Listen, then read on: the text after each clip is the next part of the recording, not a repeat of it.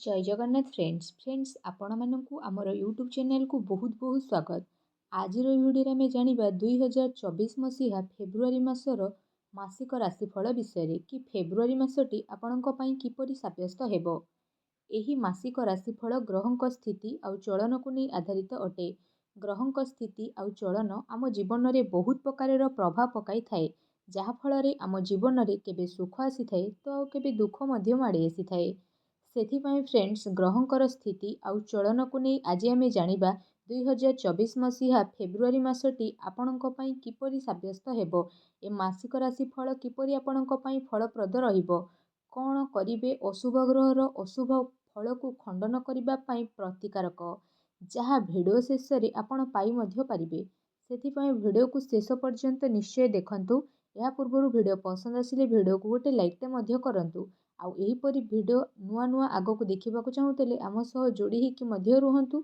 आउ चैनल को सब्सक्राइब मध्य करंतु। तो चलंतु राशिफल आरंभ करिबा। जदि कहिबा आपणक पई फेब्रुआरी मासर राशिफल 2024 अनुଯାयी ए मासटी आपणक पई मध्यम फलदायी हेबार संभावना रहिछि। राशि सहित शुक्र वर्षर आरंभ रे आपणकर अष्टम घरे रही स्वास्थ्यगत समस्या सृष्टि करिवे। अनेकगत समस्यार शिकार मध्य आपण होई पारंती। एहा मध्य आर्थिक क्षेत्र में संभावना सृष्टि करिवो। तथापि अन्य पक्षरे आपणकर आर्थिक परिस्थिति मध्य भल रहिबाकु जाउछि, कारण अन्य ग्रह माने आपणकु आर्थिक दृष्टि शांति प्रदान करिवे। क्यारियर पाई आपणकर समय अनुकूल हबो, किंतु व्यवसाय रे उत्थान पतन सृष्टि हेबो। ए मास वैवाहिक जीवन पाई उत्थान पतनर स्थिति हेबा पाई जाउछि। सेहि पाई क्यारियर दृष्टिकोणरु ए मासटी बहुत ही कठिन परिश्रम मध्य हेबाकु जाउछि, कारण दशम घरे आपणक राशि रे शनि महाराज आपणकु बहुत ही परिश्रम प्रदान करिवे।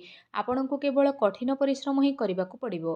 तापरे आपण आपणकर कार्यक्षेत्र रे भल सफलता मध्य पाई परिबे, किंतु एहा निश्चिंत जे आपण आपणक परिश्रमर फल निश्चिंत रूप रे पाई परिबे। षष्ठ घरर प्रभु शुक्र अष्टम घरे मंगल ग्रह उपस्थित अछंती, जेउथि पई जदि कहिबा आपणकर विरोधी माने आपणकु असुविधा रे पकेइबाकु चेष्टा करि पारंती। काहार शब्द प्रति आपण ध्यान न देई आपणक काम करिबाकु आपणकु जारी रखिबा पई पड़िबो। फेब्रुआरी 12 रे शुक्र मकर राशि रे आपणकर नवम घर को जिबे एवं तापरे आपणक पई भल समकक्ष मध्य स्थिति रहिबो। चाकरी रे आपणकर परिस्थिति अनुकूल हेबाकु मध्य आरंभ करिबो एवं आपणकर कार्य रे उच्च कर्मचारी को दृश्यमान मध्य हेबो। व्यवसाय करुथुवा व्यक्ति विशेषଙ୍କୁ ए मासरे उत्थानर सम्मुखीन हेबा पई पड़ी मध्य पारे। मासर आरंभ रे सप्तम घरे मंगल अष्टम घरे आपणकर रहिबे, जेउ कारणरू जदि कहिबा व्यवसायिक भागीदारी सहित किछि समस्या मध्य होई पारे। किंतु 5 तारिख रे मंगल ग्रह नवम घर को जिबे, जहा हेबो आपणक व्यवसाय रे यात्रा करिबार सुजोग देबे। लंबा यात्रा आपणक व्यवसाय रे अभिवृद्धि मध्य घटाइबो। तेणु पूर्ण प्रस्तुति सहित ए यात्रा रे आपण जानतु। आपण भल लोकंक संस्पर्शरे मध्य आसिबे एवं आपण कठिन परिश्रम करिवे। आउ आपण आपणक कार्य प्रति उत्साहित रही व्यवसाय प्रति मध्य उत्साहित हेबे। आपण व्यवसाय रे किछि विशेष ज्ञान प्राप्त व्यक्तिंक ठारू मध्य समर्थन पाई परिबे। सेहीपरि आर्थिक दृष्टिकोणरू जदि कहिबा ए फेब्रुआरी मास आरंभ रे राहु आपणकर एकादश घरे एवं शनि आपणकर दशम घरे रहिबे। एहा आपणकु आर्थिक दृष्टिकोणरू उन्नत प्रदान करिवो एवं आपणकर आय रे मध्य वृद्धि घटिबो। सप्तम घरे मंगल महाराजंकर प्रभावित हेतु चिंता न करी विनियोग करिबा आपणक पई क्षतिकारक मध्य होई पारे। तथापि ए मंगल ग्रहंकर कारणरू आपण किछि गुप्त संपत्ति मध्य पाई पारंती। पौत्रिक संपत्ति जे कोनोसी विवादर जड़ित मध्य होई परिबार बोली आशंका रहिछि, आउ भित्तिहीन बोली मध्य कुहा जाई परिबो नाही। आपणको एथिपई चेष्टा मध्य करिबाकू पड़िबो। शनि महाराजंको अनुग्रह रे आपण जे कोनोसी अस्थावर संपत्तिर निर्माण मध्य करि परिबे, किंबा आपणकर पुरुणा घर को उन्नत करिबाकू मध्य आपण चेष्टा करिबे। चाकरी करुथुवा व्यक्ति माने निज चाकरी रे भल रोजगार करिबार सुजोग मध्य पाई पारंती। सेहीपरि जदि कहिबा प्रेमिका प्रेमिकंक पई विशेष भाबरे जदि आपण एक प्रेम संपर्क रे रहिचंती, तो मासर आरंभरू केतु महाराज आपणकर पंचम घरे उपस्थित रही आपणकर प्रेम संपर्क पई एक मतभेद मध्य सृष्टि करि पारंती। एहार कारण हेउछि आपण आपणकर प्रियजनक सहित निराश हेबार विशेष भाबरे संभावना रहिछि। परस्पर प्रति संदेहर भावना मध्य आपणकर सृष्टि होई पारे एवं एहा मन हेबो कि आपण परस्पर ठारू किछि जिनिस लुचाऊ मध्यछंती जहाँ आपणकर भूल बुझामणा मध्यरे एक ज्ञात दूरता को नहीं मध्य पारे। एहाकु समय समय रे आपण हटान्तु नचेत आपणकर संपर्क विपदरे मध्य पड़ी पारे। सेहीपरि वैवाहिक लोकमानंक पई उत्थानर परिपूर्ण मध्य रहिब।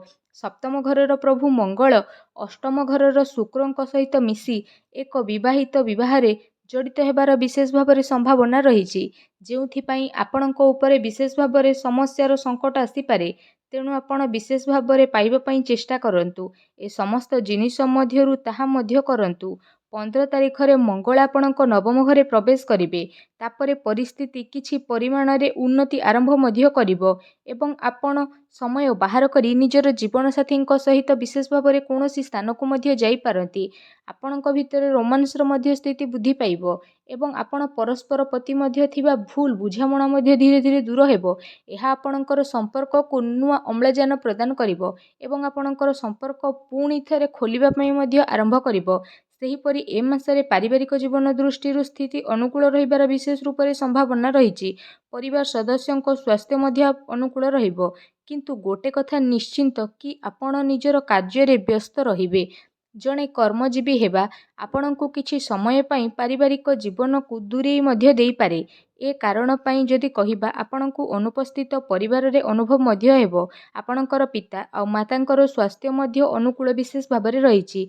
भाई भौणी को किछि शारीरिक समस्यार सामना मध्य करिबा पई पड़ी पारे एवं सेमानंक सहित आपणकर संपर्क मध्य प्रभावित होई पारे एवं आपण मध्य सेमानंकु शांत आ धैर्यर सहित शुणिबा मध्य उचित एवं सेमानंकु सेमानंकर समस्या को दूर करिबारे साहाय्य मध्य करिबा उचित होइथाय। बड़ भाई भौणींकर मनोभाव अत्यंत व्यवहारिक हेबो नाही। तेणु ए मासरे विशेष भाव में सेमानंक ठारू अधिक आशा करंतु नाही। आपणकर दायित्व को पूर्ण करिबा पई आपण चेष्टा करंतु। एहा आपणकु संतुष्ट प्रदान करिवो। सेहीपरि स्वास्थ्यगत दृष्टिकोणरू ए मासटी उत्थान रे परिपूर्ण मध्य होई पारे। पंचम घरे केतु महाराजंकर उपस्थिति एवं द्वादश घरे भगवान बृहस्पतिंकर उपस्थिति स्वास्थ्यगत दृष्टि अनुकूल नुह। यह व्यतीत मास आरंभ रे जदि कहिबा उभय मंगल आउ शुक्र आपणकर अष्टम घरे एकाठी रहीकि आपणकु शारीरिक जंत्रणा मध्य देई पारंती। गोटे कथा मने रखंतु कि अत्यधिक वास्तुवादी किंबा अनिच्छाकृत चिंताधारा एवं बाछ विचार ठारू दूरेकी रुहंतु। ए कारणरू गुप्त समस्या मध्य विशेष भाव में आपणको व्यथित करिपारे। आपणको गोईठी रे जंत्रणा हेबार अभियोग मध्य होई पारे किंबा पेट संबंधित समस्या मध्य आपणकर देखा देई पारे। ए समस्या गुड़िक विषय रे सतर्क रुहंतु। आवश्यक हेले चिकित्सा पई आपण निश्चय हुअंतु। तो फ्रेंड्स एहा थिला मासिक राशिफल। तेबे आसंतु जानिबा कौन करिवे प्रतिकार। आपण प्रत्येक दिन शुक्रदेवंकर बीज मंत्र जप करंतु। मंत्रटी हेउची ओं त्रांग त्रिंग द्रुंग सुंग शुक्राय नम। ओं द्रांग द्रिंग सुंग शुक्राय नम एवं एहा सहित आपण हनुमान चालीसार नियंत्र पाठ करंतु। सूर्यास्त परे 108 थर ओं नमः शिवाय ए मंत्र को मध्य जप करंतु। आपणक पई अत्यंत लाभदायक रहिबो। अशुभ फल निश्चिंत भाव में खंडन हेबो आउ शुभ फल निश्चिंत भाव में प्राप्त हेबो। तो फ्रेंड्स भिडियोटी केमती लागला लाइक करंतु आउ भिडियो को बहु मात्रा रे शेयर मध्य करंतु। आउ एही परि नुआ नुआ भिडियो देखिबा पई चाहुतले आम चैनल सह जोड़ी होइकि मध्य रुहंतु। आउ चैनल को सब्सक्राइब मध्य करंतु। तबे फ्रेंड्स भिडियोटी देखिथिबारु आपनकु बहुत बहुत धन्यवाद।